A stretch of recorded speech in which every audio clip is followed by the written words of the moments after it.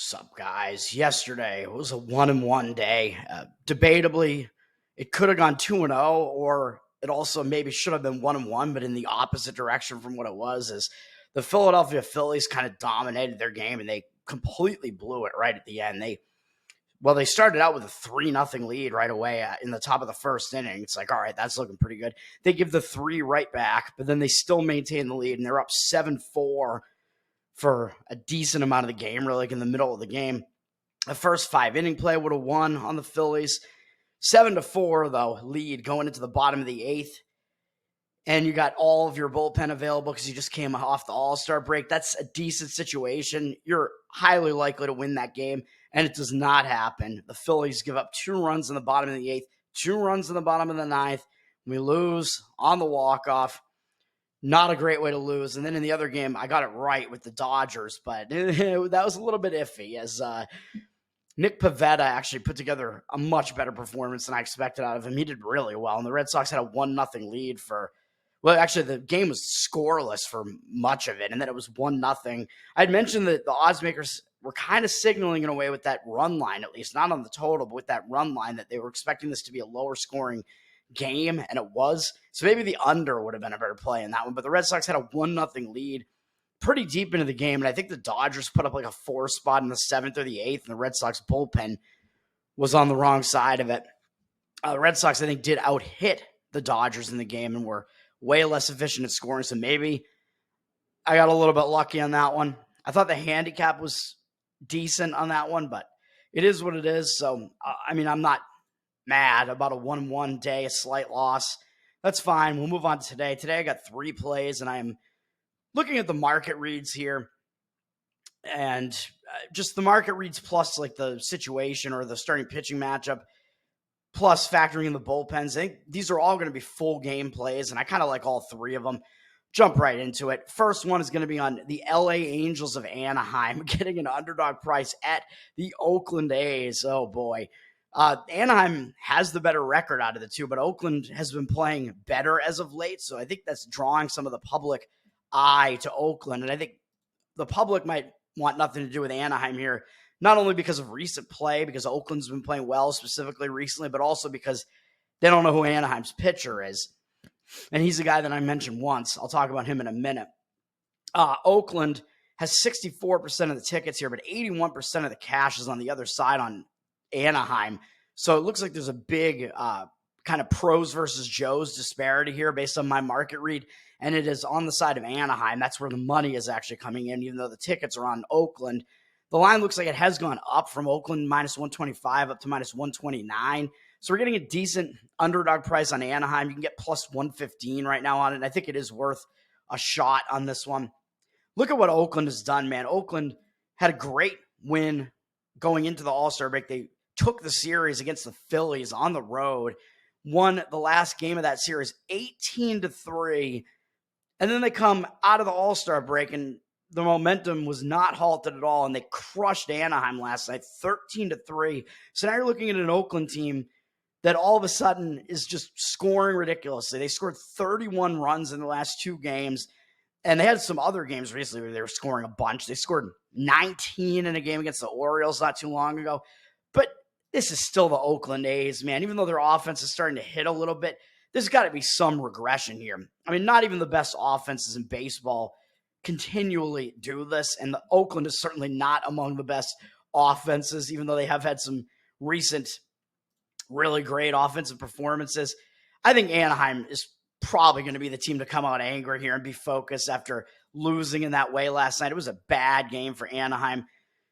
Oakland actually, I was going to say, I think Oakland used more of their relievers. I don't think they did, actually. Anaheim used theirs for about 80 pitches. Oakland used theirs for about 50, but both teams used 4 relievers, and Oakland kind of used some of their better relievers because the game was actually a little bit closer, somewhat deeper into the game until Oakland put up a 7 spot in the bottom of the 6th. Then it was just game over.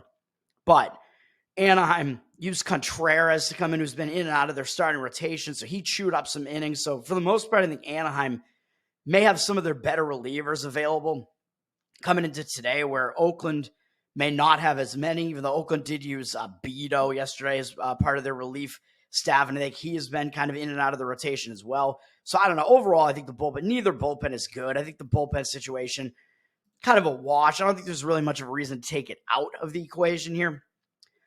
Plus, I think that it is a bounce back spot for Anaheim, so the focus is going to be on the side of Anaheim to win this game after how they blew that game yesterday. So I like taking a full game play in a situation like that, and Anaheim is Jack Kohanowitz starting. He's only making his second major league start ever. He's only 23 years old. And he's a guy who I mentioned when he came up because he was a guy who had some kind of iffy stats in the minors, but his most recent stats in the minors were actually good. I think he skipped AAA entirely, which kind of tells you that Anaheim thinks that this guy is kind of ready, especially if he didn't have a great start in his first start and they're still keeping him in the rotation. So I do like that. His AA stats don't look very good because his ERA, I think, was in the 5s or something like that. But in his more recent several starts in AA, he had like 2 complete games. He was pitching a lot better. I don't know if he's a guy who totally comes in and like blows people away and lights up like the strikeout number, but I think he is a guy who has decent stuff and a decent arsenal. So I like that. And of course, Oakland has never seen it before. So you get that advantage to the pitcher. When you're facing a pitcher, the hitters are facing a pitcher they've never seen before. As I always say, that tends to be a little bit of an advantage to the pitcher, at least if the pitcher is like a decent pitcher, has good stuff. And I do still think that is the case with Kohanowitz, even though his first start was rough against Seattle. Seattle put up 4 earned runs against him on 7 hits, no walks, and 1 strikeout in 3 innings. So he was just way too hittable in the game, but I think that's pretty correctable, and there wasn't wildness out of Kohanowitz. So we do see some indicators that he might not be that bad. And of course, like I said, the public's not going to want anything to do with him because who the hell is this guy? And he's got 1 start ever, and he's got a 12 ERA after that and 2.33 whip. Yeah, but obviously those numbers are based on 1 3-inning performance. There's not really much you can take away from that. And even though Seattle's offense, he didn't do well against them, and they're not that good. Oakland, despite the fact they've been hitting a lot better recently, I don't really think Oakland's offense is very good either. So I'm going to jump on the Kohanowitz side here. And then on the other side, Mitch Spence is pitching for Oakland. He's not exactly a guy that strikes fear into opposing lineups, I wouldn't say. He's a fairly young guy as well. But I think he's been in the league. Oh, no, actually, this is his first season too, excuse me. But his stats are very mediocre. He's kind of just a guy filling a spot in a rotation at this point to me. He's having his rookie season at the age of 26, although I think it might have been delayed due to some injury or something like that. But he hasn't been pitching that well. 4.75 ERA, 1.32 whip, 72 strikeouts, 23 walks, 12 home runs allowed, and 87 hits allowed, and 83 1/3 innings pitched. So the amount of hits is high. The amount of home runs he's allowed is high. The amount of walks is high. Not a huge strikeout pitcher, and he doesn't go that deep into games, although I think earlier in the season he was coming out of the bullpen, but he's not really a guy that comes in and really gives you that many deep performances. I think since he's been in the starting rotation, he's only gone at least 6 innings 3 times, I think, maybe 4 times, and he just hasn't really totally been delivering. He's been struggling in the month of July as well with a 16-7 strikeout walk ratio and 18 hits allowed, 5 home runs and 11 earned runs allowed in 15 innings. That's not good. He's been really giving it up, but it was against Baltimore and Philly in his last 2 starts, and he didn't do well in those starts, giving up 4 earned runs and then 6 earned runs, but those teams are good offensively. The start before that, he pitched against Anaheim, but he only went 5 1/3. He gave up 1 earned run, had a 5.1 strikeout walk ratio, but he did give up 6 hits. So that was a decent performance, but he also faced Anaheim the time right before that and didn't do as well, even though he had a 6.1 strikeout walk ratio on that one. He gave up 8 hits and 6 earned runs in that one. So he's faced Anaheim twice recently. So the familiarity aspect, there's definitely an advantage to Anaheim's hitters here because they've seen Spence twice in the last few weeks, basically, in under a month. 2 of his last 4 starts have both been against Anaheim. And even though his strikeout walk numbers were good in those outings, the amount of hits that he allowed wasn't good. He's been hittable, even by this Anaheim lineup that's not very good. So they were able to hit him in those games as well. So I don't like that for Spence. And then overall, you can look at his stats against Anaheim, which I think is mostly coming from those 2. I think it is basically all coming from those 2 appearances pretty much, unless he might have faced them in relief at some point. But Anaheim, after all that, is 13 for 39 off him lifetime with 3 doubles, a home run, 7 RBIs, 8-2 strikeout walk ratio. It's a 333 batting average and 853 OPS. So Spence hasn't done that well against Anaheim. I'll take Anaheim for all those reasons, plus 115. Next up, we're going to go with the Texas Rangers. This is a game, they're hosting Baltimore, and we're getting into the evening slate now. For whatever reason, even though this is a Saturday, it looks like most of the games are at night and not in the afternoon, which I'm used to a lot of afternoon baseball, and there isn't that much today. Whatever baseball is doing, man, with their scheduling, I don't know. But we're looking at Baltimore, Texas here. Baltimore's got 59% of the tickets, but Texas Rangers have 65% of the cash. So it does look like there is a bit of a pros versus Joes kind of disparity here, at least looking at pregame's odds screen. Baltimore, of course, has one of the best records in baseball, so the public is probably more likely to come in on them than on a Rangers team that's below 500 and doesn't look that good, although this is still a Rangers team that won the World Series last year, and they still have a lot of those components this year, so I don't think they're as bad a team as their record looks. I think maybe they overperformed last year too, but I think the truth lies somewhere in the middle, let's say. And Baltimore's coming off blowing them out last night. Baltimore went into the All-Star break with a win over the Yankees to salvage that series and broke their losing streak that they were on. So they weren't playing that well prior to that, although losing to the Yankees isn't really anything to make fun of. But they had gotten swept by the Cubs before then and really had a bad series against the Cubs. They beat the Yankees, and they came out of the All-Star break last night or whatever, and they beat the Texas Rangers very easily. They blew them out. Held Texas to 2 hits in the game, out hit them 11-2 and beat them 9-1. But it was Corbin Burns pitching for the Orioles, and he is their best pitcher. And he somehow walked 4 guys in the game, even though he only allowed 2 hits. But Burns, I mean, he's a different story. He's an ace. He's better than Grayson Rodriguez, who's pitching for them today, who's okay, but he's no Burns. And looking at the bullpen situation, I don't think either of these bullpens have really been that great as of late, and both bullpens didn't really get taxed much yesterday. Orioles used 2 relievers for only like 40 pitches. Texas used theirs for about 60 and only used 3 of their relievers. And one of them was Hernandez, who came in relief via Valdi, and he's kind of a long relief guy. So Texas didn't really use any of their better relievers either. So I don't think there's much of a reason to take the bullpens out of the equation in this one either. This line has crept up a little bit from Baltimore minus 108 to minus 110. So we have Baltimore as a public road favorite here, it looks like, even though the cash actually seems to be coming in on the home Texas Rangers here as an underdog. You can get Texas at plus 106 right now, something in that range. I kind of like it, man. I think there is value taking them at the underdog price. I think they're going to be motivated because they played terribly yesterday and had a bad game. But again, it was against Baltimore's ace. So what can you really do? This pitching matchup, I think, is much more conducive to Texas in this one than last night's game was, at the very least. Looking at the starting pitching, you got Grayson Rodriguez pitching. He's having a good season, 3.88 ERA, 1.24 whip. I mean, his whip is a little bit higher than I'd like, but he's a pretty good pitcher, and he is only a 24-year-old. Strikeout walk numbers quite good, 112 strikeouts and 31 walks and 99 and 2/3 innings pitched and only 93 hits allowed. So he's a little bit wild with those walks, but his strikeout number is really high. So he is a guy that comes in and gets a lot of strikeouts. But he also does give up some runs from time to time. He's had bursts where he's kind of given up some runs. I don't think he's faced Texas this year, so that might be the one drawback, which I'll talk about in a minute on the Texas side. There is maybe slight recent familiarity on the Baltimore side here, but still, Grayson Rodriguez, I don't know, man. I mean, he's been pitching decently overall, but he did kind of have a hiccup in his last outing going into the All-Star break against the New York Yankees. So you might say, well, he's going to bounce back after that. Maybe, but he is facing a Texas lineup that also can do some damage. And they have done damage against him lifetime. So this is the other part of this handicap here, is that Grayson Rodriguez, even though he has pretty good numbers this year, especially the strikeout numbers, he gets a little wild, and Texas hasn't really had much of an issue hitting him. They're 11 for 33 off him lifetime with 2 doubles, 3 home runs, 14 RBIs, only a 9-7 strikeout walk ratio. So again, the walks being a problem for Rodriguez there a little bit. It's a 333 batting average of 1,117 OPS in 33 at bats. I mean, it's an okay sample size to start looking at there, where you can kind of say, yeah, he does struggle against these Texas hitters. So there's that. And then on the other side, Max Scherzer is pitching for the Texas Rangers.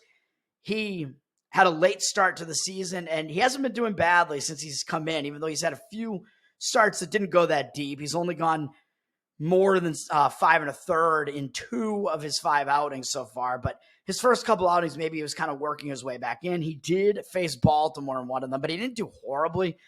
He had a 4.2 strikeout walk ratio in that one, only gave up 2 earned runs, and he did give up a home run, 4 hits in 5 1/3 at Baltimore, too. And so that is a sign that I think he's been pitching pretty decently because he didn't do that badly in that game. He said 3 road starts so far, and he's been showing signs that he's still pitching pretty decently, man. In 5 starts now, 2.96 ERA, 0.99 whip, even though he's almost 40 years old, he's still able to command his pitches from what it looks like to me, man. Even though maybe his strikeout numbers are suffering a little bit with 23 strikeouts, but only 4 walks in 27 1/3 innings pitched, 23 hits allowed. So the strikeout walk number is good.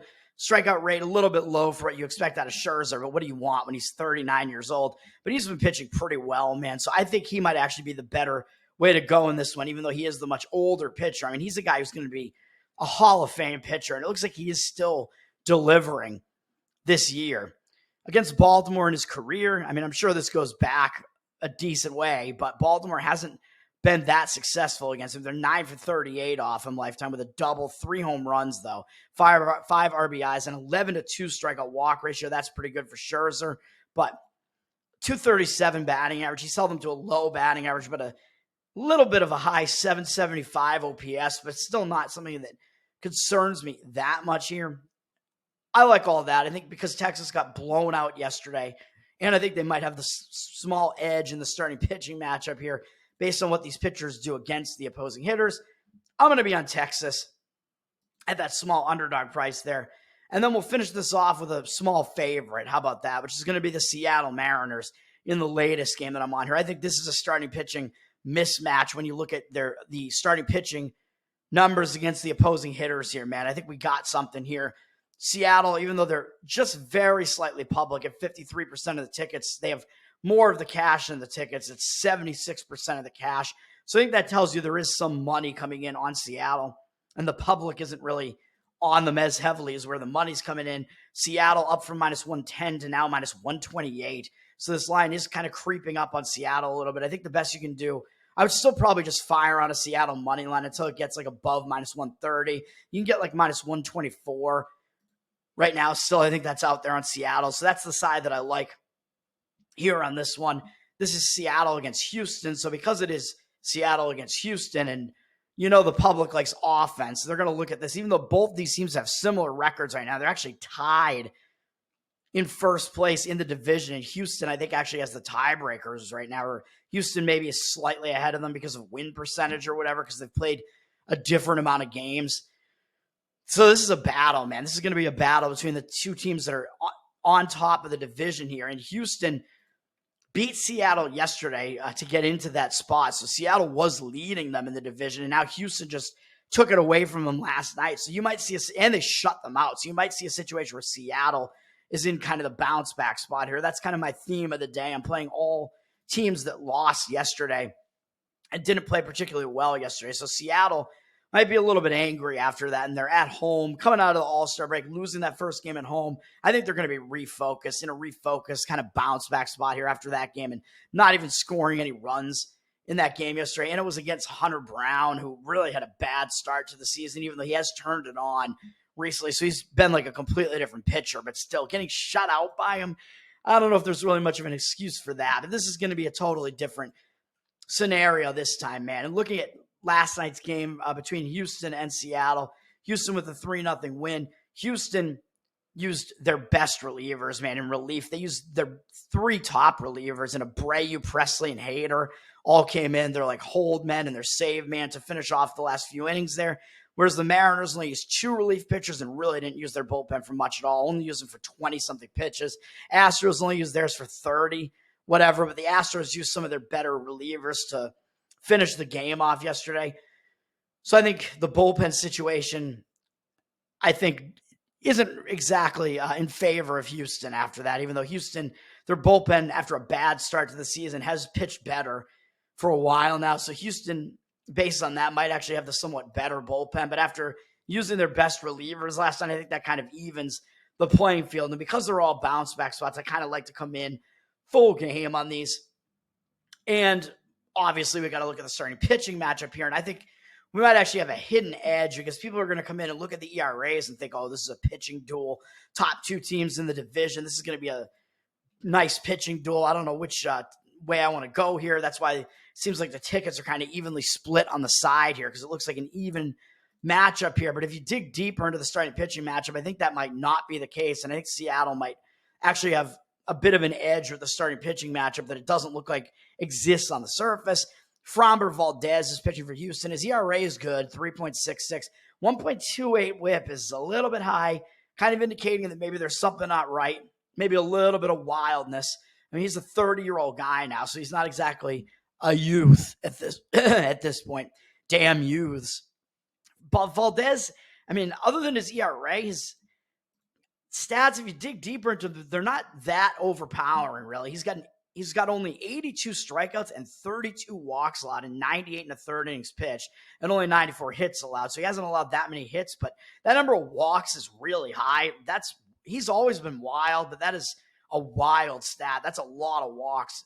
It's not a good strikeout walk ratio because the strikeout number is actually kind of low for the amount of innings pitched. So he hasn't really been getting it done, hasn't really been blowing people away, and that walk number's been high. So he hasn't exactly fooled people. He's just had some good starts at different points throughout the season. He has faced Seattle twice, both in May, and he had one pretty bad start in the first start against them and then a bit of a better start in the second one, but he still walked 3 guys and only struck out 4 in that second one, which was at Seattle, which is a pitcher's park. And he is coming off one of his better performances of the season, a 10 strikeout, 7 inning, 1 run performance, but it was against a very weak Miami offense. I don't know if you can take away that much from it. That was his last start, but he's struggled against some of these better offenses. I'm not saying Seattle's a better offense. I think they're certainly better than Miami's offense. They're not a great offense, but better than Miami. And Seattle's already seen Valdez a couple times this year, and they have a lot of familiarity with Valdez, man. A lot of experience against Valdez. They're 53 for 180 lifetime off of him. They make a living playing against Valdez, basically. They got 8 doubles, a triple, 4 home runs, 19 RBIs, 44 strikeouts, and 17 walks, though. So, again, Valdez with a lot of walks there. 294 opponent batting average from Seattle off of him lifetime, Seattle's hitters, and a 772 OPS. So, Valdez's stats, if you dig deeper into them, that strikeout walk numbers this season don't look very good. And his stats against Seattle, also not very good. Then on the other side, you got the younger George Kirby pitching, who is one of these young arms in Seattle's starting rotation here, but he's basically been good since he's come up. This is his 3rd season now. He came up pretty young, and he's been good for basically his entire career. He's had a really low whip, 1.08 on his entire career. Really, really high strikeout walk ratio as well. Just doesn't walk a lot of guys at all. Even though his strikeout numbers actually are not that high, his walk numbers are so low that his strikeout walk number over his career is like 8, which is crazy. So he's actually a guy he's really good, man. I mean, you could debate that he might be the best pitcher in Seattle's rotation, and they have a really good starting rotation with a few really good young arms, and Kirby might actually be the best out of all of them. This season, he's got a 3.29 ERA, 0.99 whip. There's almost nothing to dislike about his stats, man. 116 strikeouts and 13 walks in 117 and 2/3 innings pitched and only 104 hits allowed. So that walk number is really low. The strikeout number is less than 9 per 9 innings slightly. So his strikeout number actually isn't ridiculously high, but that walk number is so low that strikeout walk number is crazy. That tells you that he has some of the best command actually in the majors. If he has that low of a walk number and he's still not giving up a lot of hits or runs, that's crazy. So he's been a great pitcher this year, man. I don't think there's anything else to say about that. He's gone at least 6 innings in every start since June 4th was the last time he didn't do that. And that was a start where he still had 9 strikeouts, a 9-to-1 strikeout walk ratio. And his pitch count got a little bit high because of it. And they took him out and they still won the game against Oakland. It wasn't his best start, but even so, he's been dealing it. He's been pitching well. Houston faced him twice as well in the month of May, and he did pretty well against Houston. He gave up 1 run in each of those starts. Both were 6-inning performances. He had 11 strikeouts and no walks in those 2 starts, which is really crazy. He gave up 10 hits in 12 innings. So even though you'll say, well, Houston just faced him, so they're familiar with him. Yeah, but Seattle also just faced Valdez twice. So both of these starting pitchers have been seen twice fairly recently by the opposing hitters. And Kirby, I think you just got to look at the matchups here, man. And Kirby's track record, not only this year, but over his entire career, he's been really good against Houston's hitters, whereas Valdez, those starts that he made against Seattle weren't that great, and his stats historically are not very good against Seattle. And then going and looking at Kirby, he has a big sample size against Houston, and it is totally the opposite of Valdez. His stats are dominant against Houston, even though Houston, he's facing some really good hitters here.